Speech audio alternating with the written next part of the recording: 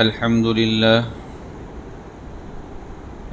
لله نحمده ونستعينه ونستغفره ونؤمن به ونتوكل عليه ونعوذ بالله من شرور أنفسنا ومن سيئات أعمالنا من يهده الله فلا مضل له ومن يضلله فلا هادي له ونشهد أن لا إله إلا الله وحده لا شريك له ونشهد أن سيدنا ومولانا محمدا عبده ورسوله أما بعد فأعوذ بالله من الشيطان الرجيم بسم الله الرحمن الرحيم يا أيها الذين آمنوا اتقوا الله حق تقاته ولا تموتن إلا وأنتم مسلمون۔ یہ سورہ آل عمران کی 102 نمبر کی آیت کریمہ ہے۔ اللہ رب العزت ارشاد فرماتے ہیں، اے ایمان والو، دل میں اللہ کا ویسا ہی خوف رکھو جیسا خوف رکھنا اس کا حق ہے، اور خبردار تمہیں کسی اور حالت میں موت نہ آئے بلکہ اسی حالت میں آئے کہ تم مسلمان ہو۔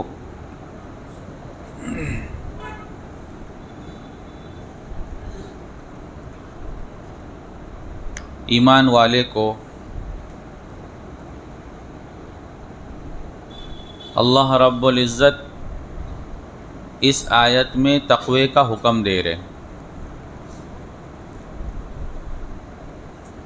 اور صرف تقوی کا نہیں بلکہ فرمایا کہ جیسا کہ تقوی کا حق ہے اس طرح کا تقوی اختیار کرو۔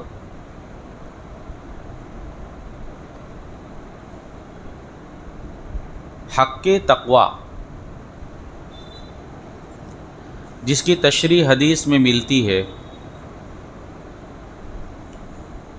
کہ تقوی کا حق یہ ہے کہ تم جو ہے اللہ کی اطاعت اس طرح کرو کہ اس میں نافرمانی نہ ہو، اور تم اللہ کو ہمیشہ یاد رکھو جس میں اللہ کو بھولنا نہ ہو، اور تم اللہ کا شکر ادا کرو کہ جس میں ناشکری کا کوئی شبہ نہ ہو۔ یہ 3 چیزیں ذکر فرمائی کہ یہ حق تقوی ہے، اور بھی بہت سی تشریح کی گئی۔ جس وقت یہ آیت کریمہ نازل ہوئی کہ تم اللہ سے اس طرح ڈرو جس طرح کے اس سے ڈرنے کا حق ہے، تو صحابہ کرام جو ہے ڈر گئے کہ اللہ سے ڈرنے کا جو حق ہے وہ کس طرح ادا کیا جا سکتا ہے۔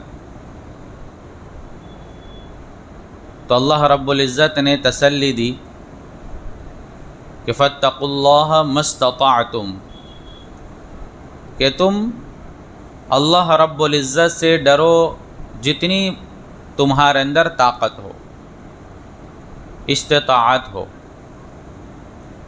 یعنی پوری کوشش کرو کہ تم اللہ رب العزت سے اس کے ڈرنے کا حق ادا کر سکو۔ علماء نے اس کے درجات لکھے تقوی کے، کہ تقوی کے سب سے نیچا درجہ جو ہر مومن کے اندر ہوتا ہے وہ یہ ہے کہ ایک مومن، ایک ایمان والا کفر اور شرک سے بچتا ہے۔ اصل تقوی کا جو ہے ترجمہ ہوگا بچنا، تقوی کا ترجمہ ہوگا بچنا، عربی زبان کا لفظ ہے۔ اور اللہ رب العزت جس سے روکتے ہیں اس سے بچنا، اس وجہ سے اس کا ایک ترجمہ کیا جاتا ہے کہ رکنا، ڈرنا۔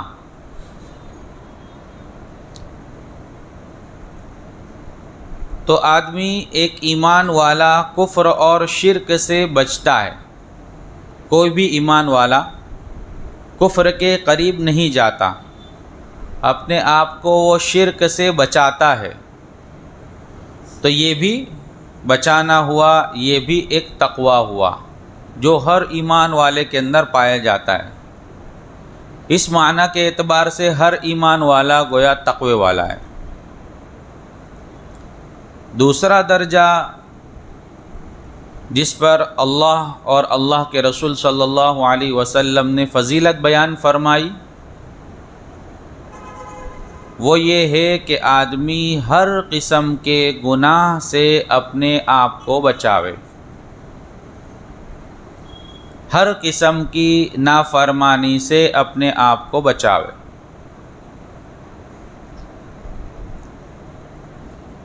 جس چیز کی جتنی زیادہ ضرورت ہوتی ہے اتنی ہی اس چیز کی تاکید کی جاتی ہے، بار بار اس کو کہا جاتا ہے۔ جیسے ہم جانتے ہیں کہ ہمارے بچے کے لیے کیا چیز نقصان دہ ہے، تو اگر وہ بچہ وہ کام کرتا ہے تو اس کو ایک مرتبہ روکتے ہیں، 2 مرتبہ روکتے ہیں، بار بار روکتے ہیں۔ اللہ رب العزت نے بھی تقوی کا حکم پورے قرآن میں 200 سے زیادہ مرتبہ کیا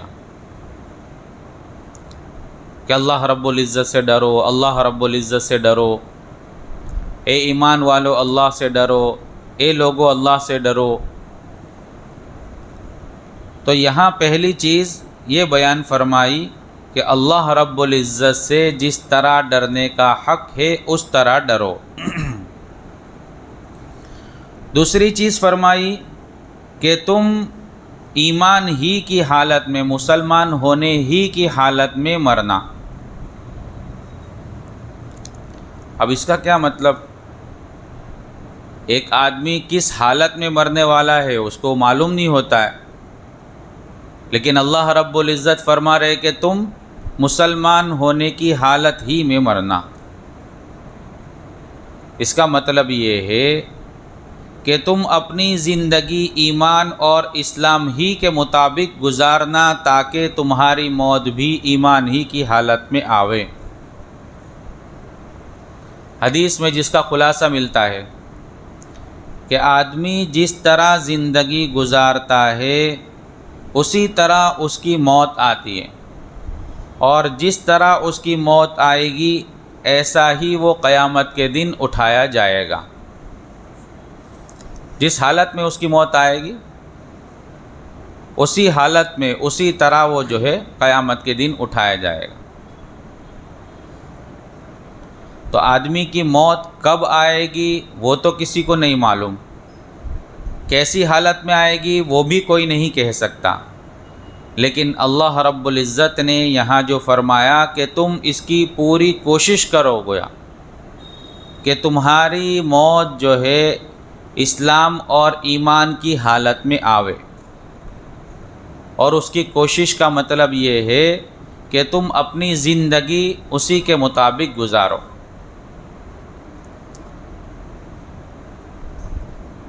امام مالک رحمۃ اللہ علیہ مدینہ کے رہنے والے ہیں، اخیر عمر کو پہنچ جاتے ہیں، بوڑھے ہو گئے، کمزور ہو گئے، اب معلوم نہیں کہ کب موت آئے گی۔ اب رہنے والے ہیں مدینہ کے، اب حج کی اور عمرے کی تمنا ہو رہی ہے، حج اور عمرہ کر چکے زندگی میں، لیکن آخری عمر ہے، موقع ہے، کرنا چاہیے، ایک تمنا ہوئی کہ میں حج کے لیے جاؤں یا عمرے کے لیے جاؤں، مکہ میں جاؤں، کعبۃ اللہ کا طواف کروں، لیکن ان کی خواہش اور تمنا یہ تھی کہ میں مدینہ میں مروں۔ اور جنت البقیع میں دفن ہوں۔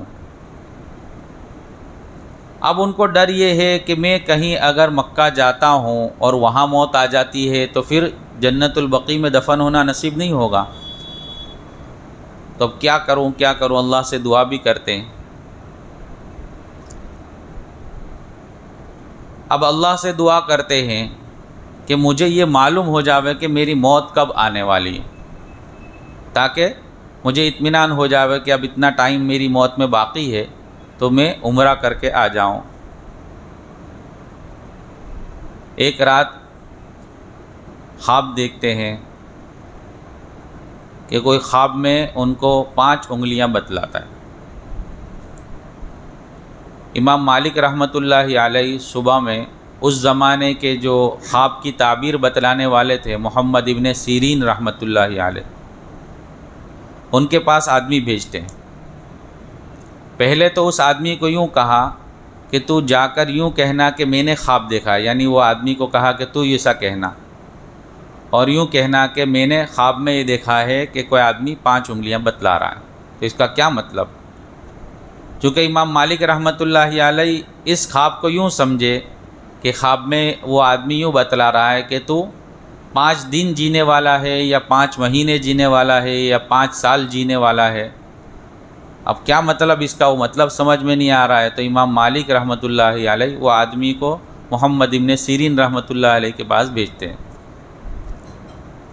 محمد ابن سیرین رحمۃ اللہ علیہ جو ہے اس آدمی کی بات سنتے ہیں اور خواب سنتے ہیں، فرماتے ہیں کہ یہ خواب تیرا نہیں ہو سکتا، کیونکہ خواب میں جو چیز بتلائی گئی ہے ایسی چیز تیرے جیسے آدمی کو نہیں بتلائی جا سکتی، تو سچ سچ بتائے خواب کس کا ہے؟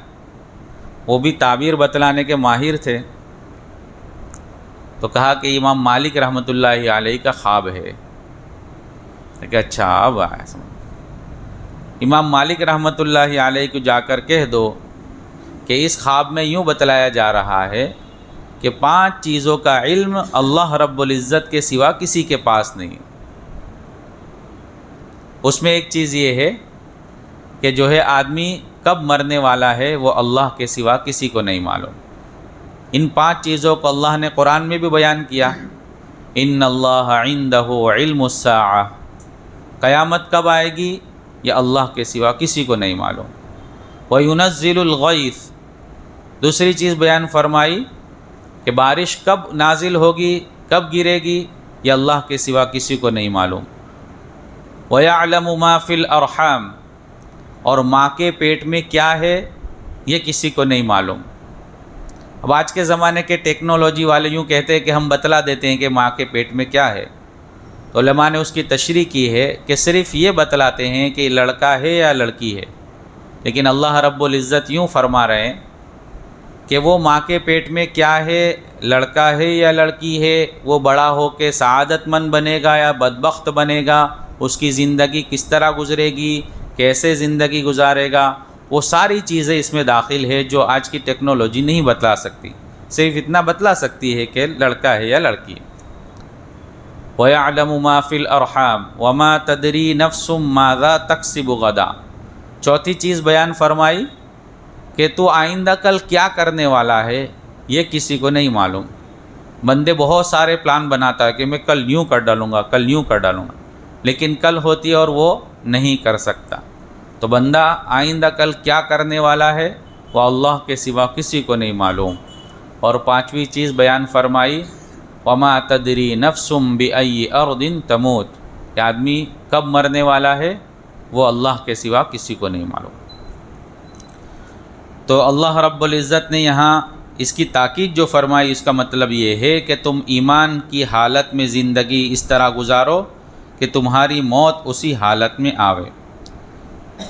اس سے پہلے بات چل رہی تھی کہ یہ آیات اور اس کے آگے والی آیات جو ہے اصل وہ اس واقعے کے تحت نازل ہوئی جو اوس اور خزرج جو 2 قبیلے بیٹھے ہوئے تھے، اور اس کے درمیان میں ایک آدمی نے جو یہودی تھا شماس نامی، اس نے آ کر اشعار پڑھے تھے اور وہاں جنگ کی نوبت جیسی آ گئی تھی۔ اللہ کے رسول صلی اللہ علیہ وسلم تشریف لائے اور ان کے درمیان میں صلح کروائی اور ان کو آپس میں گلے لگوایا۔ اللہ رب العزت نے آگے کے آیت میں بھی اسی کی تشریح فرمائی، وَاعْتَصِمُوا بِحَبْلِ اللَّهِ جَمِيعًا وَلَا تَفَرَّقُوا وَاذْكُرُوا نِعْمَةَ اللَّهِ عَلَيْكُمْ إِذْ كُنْتُمْ أَعْدَاءً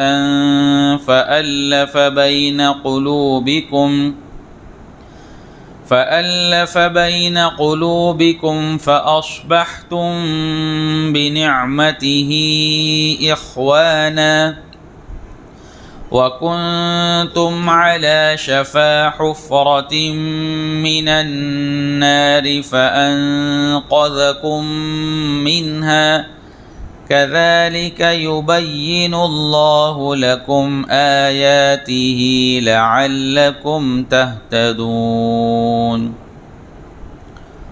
اور اللہ کی رسی کو سب مل کر مضبوطی سے تھامے رکھو اور آپس میں پھوٹ نہ ڈالو، اور اللہ نے تم پر جو انعام کیا ہے اسے یاد رکھو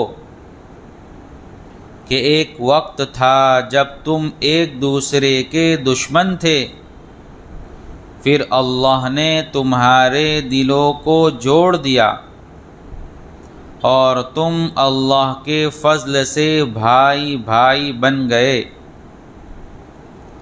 اور تم آگ کے گڑھے کے کنارے پر تھے، اللہ نے تمہیں اس سے نجات عطا فرمائی۔ اسی طرح اللہ تمہارے لیے اپنی نشانیاں کھول کھول کر واضح کرتا ہے تاکہ تم راہ راست پر آ جاؤ۔ یہاں ان کو نصیحت کی جا رہی ہے اور ان کو کر کے پوری امت کو گویا اس بات کی نصیحت کی جا رہی ہے۔ اصل میں آپسی اتحاد اور اجتماعی کے اصول بیان کیے گئے۔ پہلا اصول اوپر والی آیت میں بیان کیا گیا، اور وہ یہ ہے کہ اللہ کا ڈر آدمی پیدا کرے، اور دوسرا اصول اس آیت میں بیان کیا، وَاعْتَصِمُوا بِحَبْلِ اللَّهِ جَمِيعًا، کہ اللہ کی رسی کو سب مل کر مضبوطی سے پکڑو۔ اب اللہ کی رسی سے کیا مراد ہے؟ تو اس سے مراد قرآن پاک ہے کہ جو لوگ، جو قوم اللہ کے قرآن کو مضبوطی سے تھامیں گے، یعنی اس پر عمل کریں گے، تو جو ہے وہ کامیاب ہوں گے۔ تو اللہ نے ان کو نصیحت فرمائی کہ تم اللہ کی رسی کو مضبوطی سے پکڑو، یعنی قرآن پر عمل کرو، اور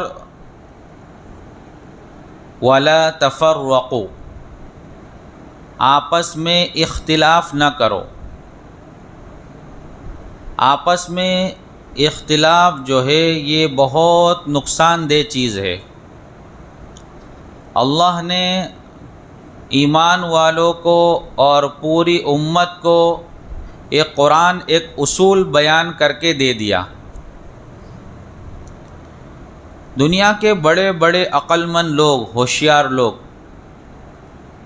مل کر، یا کسی قوم کے بڑے لوگ مل کر، عقل مند لوگ مل کر اپنے اعتبار سے ایک اصول بیان کرتے ہیں، ایک اصول تیار کرتے ہیں کہ یہ ہماری جماعت کے ایک اصول ہوں گے، یہ ہماری قوم کے ایک اصول ہوں گے، جس کو گجراتی میں بندھارن کہا جا سکتا ہے، کہ ایک بندھارن گویا تیار کرتے ہیں کہ اس پر اب جو ہے پوری قوم یا پورے لوگ جو ہے اس پر عمل کریں گے، تاکہ اس قوم میں اتفاق، اتحاد قائم رہے، اور وہ قوم، وہ جماعت جو ہے ترقی کر سکے۔ اللہ رب العزت نے پوری امت مسلمہ کے لیے گویا ایک اصولی بندھارن قرآن کی شکل میں ہمارے سامنے رکھ دیا۔ دنیاوی لوگ، عقل مند لوگ جو اصول بیان کریں گے اس میں کچھ نہ کچھ کمی ضرور ہوگی، اس پر سارے لوگ راضی ہو جاوے ایسا بھی نہیں ہوگا، کچھ لوگ اس کی مخالفت کرنے والے بھی ہوں گے اور کچھ لوگ اس کو نہ ماننے والے بھی ہوں گے، لیکن اللہ رب العزت نے جو اصول بیان کر دیے وہ ایسے ہیں کہ اس میں کوئی کمی نہیں ہے، کسی قسم کی کوئی کمی نہیں کہ کوئی آدمی یوں کہے کہ قرآن نے جو اصول بیان کیے اس میں یہ کمی ہے یا اس قسم کی کمی ہے، کوئی اس طرح بیان نہیں کر سکتا۔ تو اللہ رب العزت نے ایسے اصول کی کتاب بیان کر کے فرمایا کہ اس کو مضبوطی سے پکڑو، اس کو مضبوطی سے تھامو، یعنی اس پر عمل کرو، اور تم آپس میں جھگڑا مت کرو، نا اتفاقی مت کرو۔ دنیا کے کسی بھی قوم کا آدمی ہو، کسی بھی مذہب سے تعلق رکھنے والا ہو، ہر آدمی یوں کہے گا کہ اتفاق اور اتحاد ایسی چیز ہے جس پر عمل کرنے سے سارے لوگ ترقی کر سکتے ہیں، سارے لوگ فائدہ اٹھا سکتے ہیں۔ اللہ رب العزت نے بھی یہی نصیحت فرماتے ہوئے کہا اور ارشاد فرمایا کہ تم جو ہے اختلاف مت کرو۔ قرآن نے دوسری جگہ بھی ارشاد فرمایا وَلَا تَنَازَعُوا فَتَفْشَلُوا وَتَذْهَبَ رِيحُكُمْ وَاصْبِرُوا، کہ آپس میں نا اتفاقی مت کرو، جھگڑا مت کرو، ورنہ تم کم ہمت ہو جاؤ گے۔ کہ جہاں بھی لڑائی ہوتی ہے، جہاں بھی نا اتفاقی ہوتی ہے، وہاں کمزوری آتی ہے، کم ہمتی آتی ہے۔ کبھی بھی لڑائی ہونے کے بعد آدمی مضبوط نہیں بنتا۔ ہم دیکھتے ہیں کہ اگر جھگڑا ہوا، لڑائی ہوئی، پولیس کیس ہوتا ہے، آدمی اس کے دوڑ بھاگ میں ہوتا ہے، کئی روپے خرچے ہوتے ہیں، پیسہ بھی ضائع ہوتا ہے، وقت بھی ضائع ہو رہا ہے، اور آدمی ہر وقت ٹینشن میں رہتا ہے۔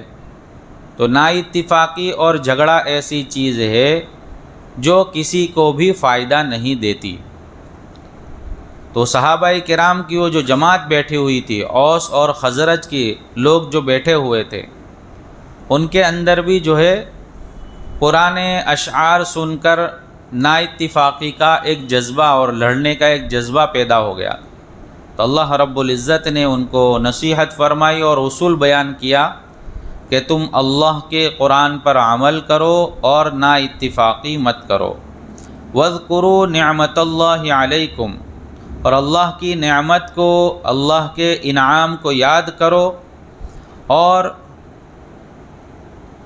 جب تم ایک دوسرے کے دشمن تھے اس وقت تمہاری کیا حالت تھی کہ تمہاری جنگ جو ہے 100 سال تک چلی آ رہی تھی، لیکن اللہ رب العزت نے ایمان کی برکت سے، اللہ کے رسول صلی اللہ علیہ وسلم کا تمہارے درمیان میں آنا اور ان کی برکت سے تم لوگوں کو آپس میں ایک دوسرے کا بھائی بنا دیا۔ اور بھائی کا کام یہ ہوتا ہے کہ وہ اپنے بھائی سے محبت کرے، اپنے بھائی کی مدد کرے۔ ایک بھائی تو وہ ہوتا ہے جو رشتہ دار ہوتا ہے، اپنا بھائی ہوتا ہے، حقیقی بھائی ہو، چچا زاد بھائی ہو، ماموں زاد بھائی ہو یا اور کوئی بھائی، لیکن سب سے بڑا رشتہ ایک آدمی کا دوسرے آدمی کے ساتھ ایمانی رشتہ ہے، اور ایمانی رشتہ ایسا ہے کہ جو عام ہے، ہر مومن کو ایک دوسرے مومن کے ساتھ وہ رشتہ قائم ہے۔ تو فرمایا کہ تم آپس میں بھائی بھائی ہو، اور تمہاری کیا حالت تھی؟ تم کفر میں پڑے ہوئے تھے اور آگ کے گڑھے کے کنارے پر تھے، اللہ رب العزت نے اپنے فضل سے تمہاری حفاظت فرمائی۔ یہ ساری نعمتیں ان کے سامنے گنوائی کہ تم اپنی اس حالت کو یاد کرو اور اللہ رب العزت نے اب جو تم پر انعامات کیے ہیں اس کو یاد کرو، اور اختلاف سے بچو اور بھائی بھائی بن کر رہو۔ اور بھی بہت سی نصیحتیں کچھ آیات میں اللہ رب العزت نے فرمائی، جس کو انشاءاللہ ہم پھر سنیں گے۔ بسم اللہ الرحمن الرحیم، سبحانک اللہم و بحمدک و تبارک اسمک و تعالی جدک و لا الہ غیرک، اللہم صلی علی سیدنا مولانا محمد وعلی آل سیدنا مولانا محمد صلاة تنجینا بها من جمیع الاحوال والآفات وتقضی لنا بها جميع الحاجات وتطهرنا بها من جميع السیئات وترفعنا بها عندك على الدرجات وتبلغنا بها أقصى الغايات من جميع الخيرات في الحياة وبعد الممات إنك على كل شيء قدير یا ارحم الراحمین یا اکرم الاکرمین۔ یا اللہ ہم تمام کے گناہوں کو معاف فرما، تمام کی خطاؤں سے درگزر فرما۔ یا اللہ اپنے فضل کا معاملہ فرما۔ یا اللہ اپنی اطاعت والی زندگی نصیب فرما، نافرمانی والی زندگی سے حفاظت فرما۔ یا اللہ تیری اطاعت والی زندگی نصیب فرما۔ یا اللہ ایسے کاموں کے کرنے کی توفیق عطا فرما جس سے تو راضی ہوتا ہے۔ یا اللہ ایسے کاموں سے حفاظت فرما جس سے تو ناراض ہوتا ہے۔ یا اللہ اپنے فضل کا معاملہ فرما، پوری امت مسلمہ کے حال پر ہم فرما، امت مسلمہ کی مغفرت فرما، امت مسلمہ کی مغفرت فرما، امت مسلمہ کی جان کی، مال کی، عزت کی، آبرو کی، اعمال کی، ایمان کی حفاظت فرما، اپنے فضل سے اپنے کرم سے حفاظت فرما۔ یا اللہ مساجد کی حفاظت فرما، مدارس کی حفاظت فرما، خانقاہوں کی حفاظت فرما، دینی تبلیغی مراکز کی حفاظت فرما۔ یا اللہ تیرے دین کا کام جہاں کہیں جس شکل میں ہو رہا ہے، یا اللہ سب کی حفاظت فرما، کام کرنے والوں کی حفاظت فرما، ان کی مدد فرما، نصرت فرما، حرمین شریفین کی حفاظت فرما، کعبۃ اللہ کی حفاظت فرما۔ یا اللہ اس کی عظمت کو یا اللہ نصیب فرما۔ یا اللہ وہاں کی حاضری نصیب فرما، اپنے فضل سے نصیب فرما۔ یا اللہ اپنے فضل سے نصیب فرما۔ یا اللہ جو بیمار ہے انہیں شفا عطا فرما، مقروضوں کی قرضوں کی ادائیگی کی شکل صورتیں پیدا فرما، حاجت مندوں کی حاجتیں پوری فرما۔ یا اللہ جو جس لائن سے پریشان ہے ہر ایک کی پریشانی کو اپنے فضل سے دور فرما، تمام حاضرین مجلس کے گناہوں کو معاف فرما، تمام کی جائز اور نیک مرادیں پوری فرما، تمام کی نسلوں کو قبول فرما۔ یا اللہ جو مانگا اسے بھی عطا فرما، جو مانگنے سے رہ گیا اپنے فضل سے عطا فرما۔ آقا صلی اللہ علیہ وسلم کے صدقے میں دعاؤں کو قبول فرما۔ یا رب صلی وسلم دائما ابدا علی حبیبک خیر الخلق کلہم۔ سبحان ربک رب العزة عما یصفون، سلام علی المرسلین والحمد للہ رب العالمین برحمتہ۔